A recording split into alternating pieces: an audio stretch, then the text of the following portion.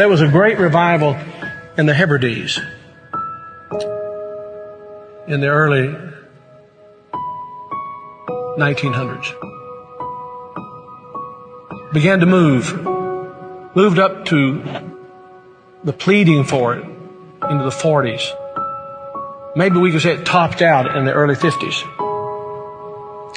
Two old women, one was 84 years old and one was 82 years old. One was blind and one was humped over so badly with spinal stenosis just arched over. But they had passion for revival. They wanted God to work. This is what happened. They couldn't even get out to the church to pray. They couldn't even get out to the church to worship.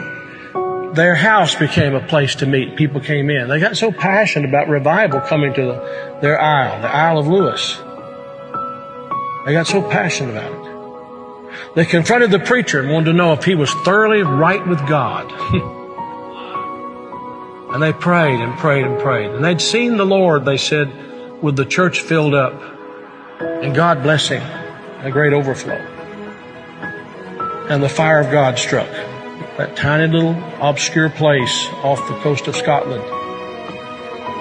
And when it happened, there was a young teenage boy that got saved in it. His name was Donald. And the preacher became so dependent upon Donald and so close to Donald, he would ask him to lead in public prayers and help him with the meetings, and he did. Oh, how God worked. People began to hear about it, and the revival fire spread. It spread. And God blessed in a great way. Those two old women, the kind of people don't want in a church anymore. And from that same island, there was a young girl who was a cousin to Donald Smith, who immigrated to America. Her name was Marianne Smith McLeod. She came to America, and in 1936, she met a man named Fred. And they were married. They fell in love. They were married. God blessed in a great way. And those old women were her aunts.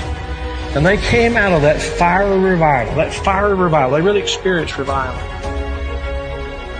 And they sent a Bible, a copy of the Word of God that had been used in a special way in that revival, to Marianne.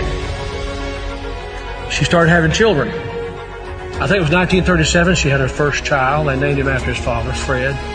Then she had her second child, named after herself, Marianne. Then she had her third child, Elizabeth. Then she had her fourth child. And she was so impacted by this teenage boy God had used in that revival of the Hebrides. She named him Donald. And she gave him that Bible, the Hebrides Revival Bible. He was born in 1946. He's now the 45th President of the United States. And that Revival Bible is in the Oval Office. I'm saying to you, I don't know how, why, I don't know how it all comes together. But I believe God is putting some things together to give us just a window. If He could find some open people who know what the window's for. Can this be the time the window's open? Providentially, God has prepared the moment,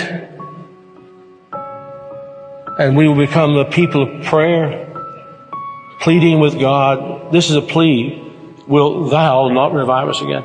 Will you be a part of that? Will you?